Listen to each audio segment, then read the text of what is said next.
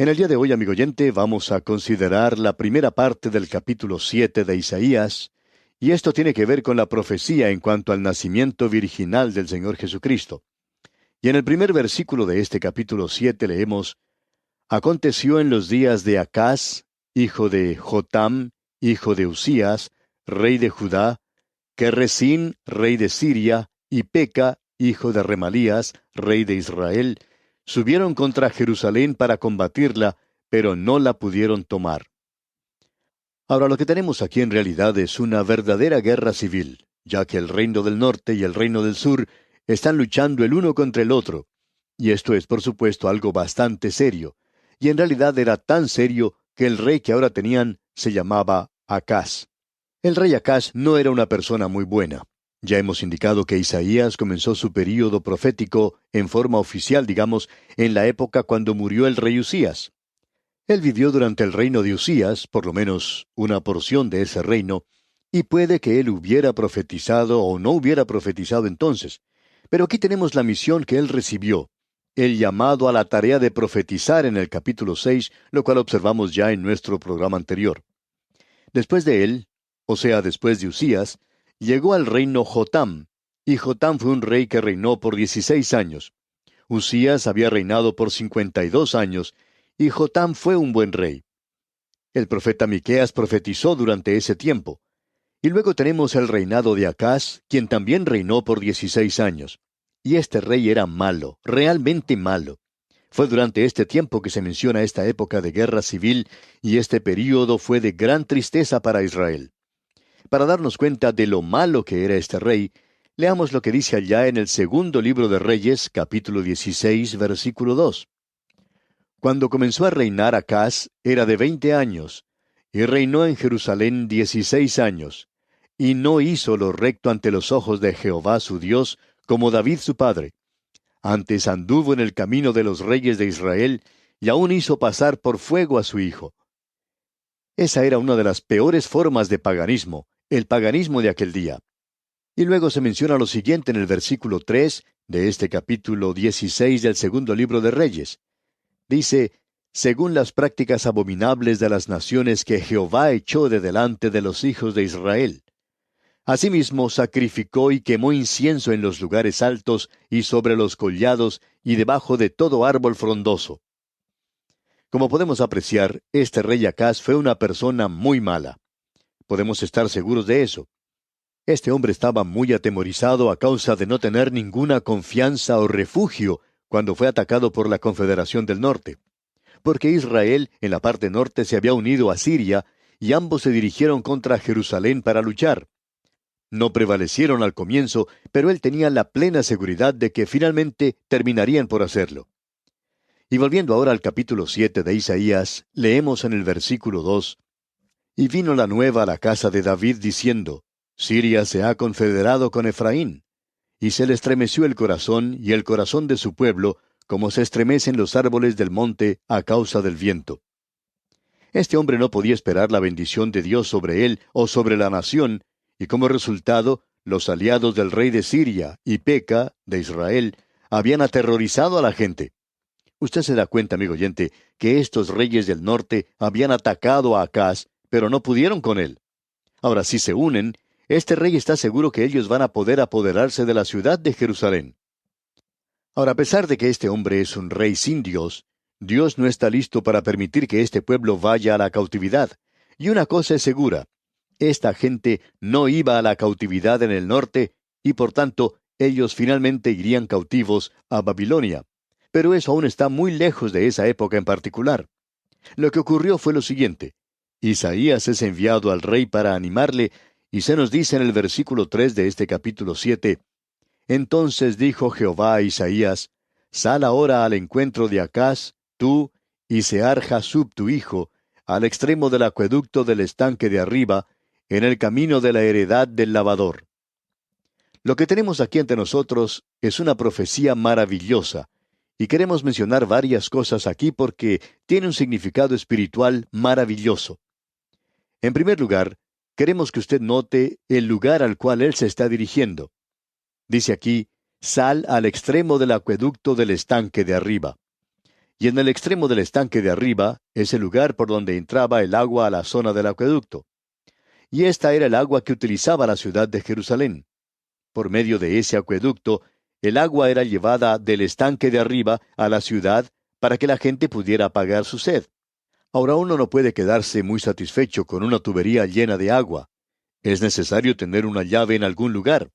Uno tiene que ir al lugar donde el agua sale de esa tubería. Ahora usted no va a recibir ninguna bendición de esa casa de David.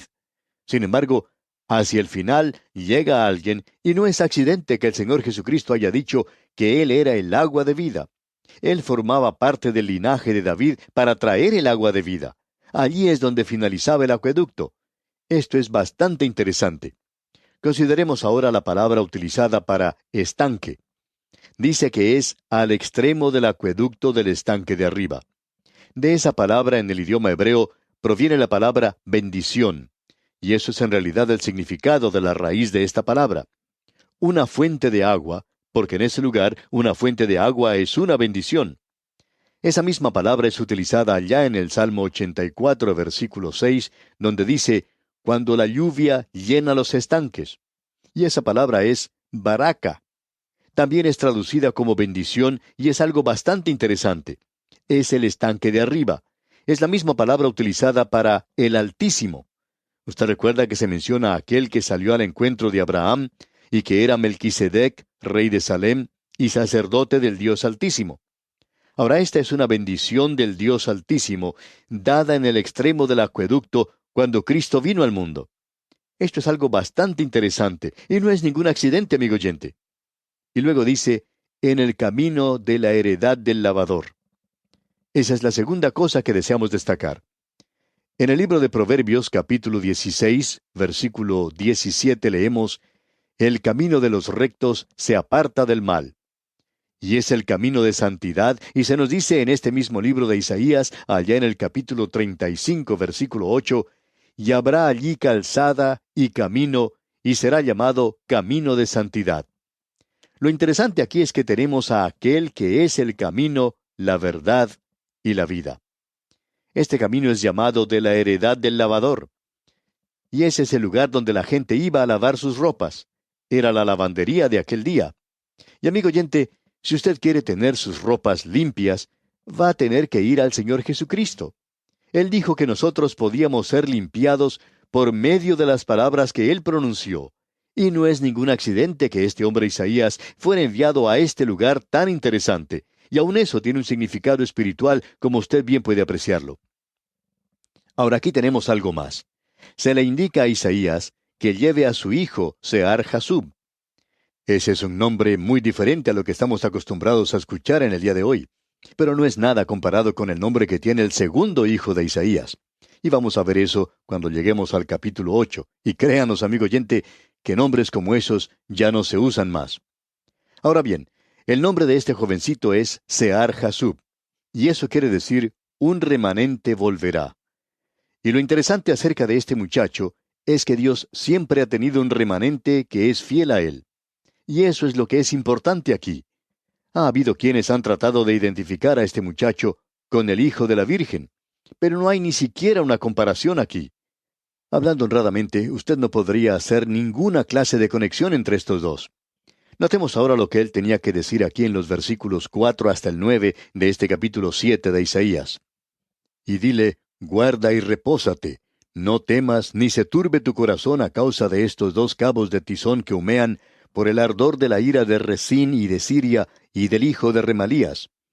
Ha acordado maligno consejo contra ti el sirio, con Efraín y con el hijo de Remalías, diciendo, vamos contra Judá y aterroricémosla, y repartámosla entre nosotros, y pongamos en medio de ella por rey al hijo de Tabeel.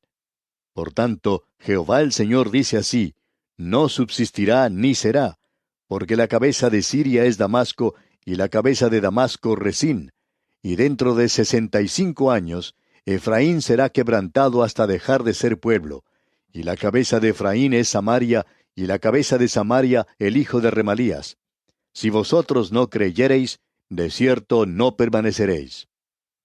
El tenor de este mensaje era el de hacerle saber a Acaz que no había necesidad de parte de él de tener temor, que él no tenía por qué estar atemorizado de la alianza de sus enemigos en el norte. Dios ya había determinado que esa aventura iba a fracasar. El asunto es cómo iba a saber este hombre Acaz lo que iba a ocurrir. Para comenzar, tenemos que decir que él no era creyente. Este hombre es un escéptico. Es un hombre lleno de dudas. ¿Cómo puede ser convencido? Amigo oyente, Dios nunca le ha pedido a nadie que crea alguna cosa que no tenga una base sólida. Y no sabemos por qué hay algunas personas que piensan hoy que esto significa el ir a un lugar ciegamente y decir, bueno, yo estoy confiando en Dios. Amigo oyente, eso es obrar insensatamente. Dios nunca le pidió a usted que actúe en esa manera. Usted puede darse cuenta que en el día de hoy, para nuestra salvación, no tenemos que traer un pequeño cordero. Nosotros miramos en fe al hecho histórico cuando el Hijo de Dios vino a este mundo, y eso descansa sobre su muerte y su sepultura y su resurrección. Esos son los hechos históricos. Dios nunca nos pide que demos un salto en las tinieblas. Él le ha pedido a usted que crea y que confíe en algo que está descansando en una base firme, y es por cierto una base firme. Es la única base. Porque nadie, dice la Escritura, puede poner otro fundamento que el que está puesto, el cual es Jesucristo. Dios, amigo oyente, no le está pidiendo que usted edifique castillos en el aire, en el espacio sideral. Y a este hombre que no cree, se le pide que acepte este fundamento. Dios no está pidiéndole a él que crea simplemente porque lo dijo Isaías. Hay personas que dicen, bueno, yo quiero creer, estoy buscando la verdad. Sin embargo, esa misma persona está viviendo en adulterio. Amigo oyente, los ojos de nadie han sido cegados hoy. No hay ningún velo allí, con excepción del que pone usted mismo. Si usted quiere realmente llegar a saberlo, deje a un lado su pecado y ponga sus ojos en Cristo. Él hará que todo esto sea real y verdadero. El problema hoy es que hay muchos que en realidad no quieren hacer esto con Dios para nada. Es lo mismo que ocurre con este rey que mencionamos aquí. Escuche lo que dicen los versículos 10 y 11 de este capítulo 7 de Isaías. Habló también Jehová a Acaz diciendo, pide para ti señal de Jehová tu Dios, demandándola ya sea de abajo en lo profundo o de arriba en lo alto. Es decir, Dios le está diciendo a este hombre, yo reforzaré tu fe. Yo sé que tú no la tienes, pero yo te daré fe. Y la forma en que te dará esa fe es el que tú pidas una señal. Yo te daré una señal. Ahora este hombre en realidad es un fraude. Y tenemos muchos de esta clase alrededor nuestro en el día de hoy. Note usted lo que dice aquí en el versículo 12. Y respondió Acaz, no pediré y no tentaré a Jehová. ¿No es eso algo bueno de parte de él, amigo oyente? Parece tan piadoso. Pero este hombre en realidad está siendo sin duda alguna un gran hipócrita. Ahora escuche lo que Dios dice, porque creemos que esto es algo que en realidad hace enojar a Dios. Es esta clase de gente en la iglesia, y Dios dice que Él los va a vomitar de Él, de su boca algún día. Eso es exactamente lo que usted tiene aquí. Dios está diciendo, yo te voy a dar una señal. Permítanos contarle una historia aquí. En cierta clase de escuela dominical, una maestra estaba contando a los niños la parábola del buen samaritano. Y ella estaba exagerando bastante las cosas. Ella contaba acerca del hombre que había caído en manos de los ladrones. Contaba cómo había sido golpeado, que había quedado tirado en el camino y que su sangre estaba manando a borbotones, y ella exageraba mucho esto. Luego les contó a los niños acerca del sacerdote y del fariseo, y finalmente acerca del buen samaritano. Luego ella quería terminar esto haciendo una aplicación para los niños. Ella fue preguntando alrededor de la clase lo que estos niños hubieran hecho en su lugar. Una de las niñas dijo, yo hubiera hecho lo que hizo el buen samaritano. Me hubiera quedado con él y le habría ayudado por unos cuantos días. Y el muchachito que estaba al lado de ella, que no quería quedarse atrás, que no quería ser menos, dijo, yo le hubiera comprado algunos dulces y se los hubiera dejado con él. Y la maestra siguió haciendo la misma pregunta a los demás niños. Finalmente llegó a una pequeñita que estaba con su rostro congestionado, casi de color verde, como las personas que se marean en un barco. Y la maestra le preguntó qué era lo que ella hubiera hecho, a lo cual la niña respondió, yo creo que hubiera vomitado. Amigo oyente, esa maestra había presentado un cuadro algo exagerado ante los niños, y esa pequeña muchachita era bastante honrada en la respuesta que dio. Y creemos que Dios también hizo esta clase de cosa. Eso es lo que él dice a la iglesia en la Odisea, y les dice que él los iba a vomitar de su boca. Amigo oyente, ¿no cree usted que está tratando de ser demasiado piadoso cuando dice, yo no voy a probar a Dios? Pero Dios dice, pruébame, y yo te mostraré si soy bueno o no. Y hay mucha gente así hoy. Nos cansan en realidad por la forma en que actúan tratando de ser tan piadosos, diciendo que ellos no dan pasos en la fe. Amigo oyente, espere hasta que Dios ponga una roca debajo de usted. Espere hasta que Dios le indique de una forma bien directa antes de pasar por tonto o cometer algún error y provocar que la demás gente critique la causa de Cristo. Ahora en el versículo 13 de este capítulo 7 de Isaías que estamos estudiando, leemos, dijo entonces Isaías, oíd ahora, casa de David. ¿Os es poco el ser molestos a los hombres, sino que también lo seáis a mi Dios? Y eso es lo que Dios dice, ustedes me están cansando. A Él no le gusta esto para nada.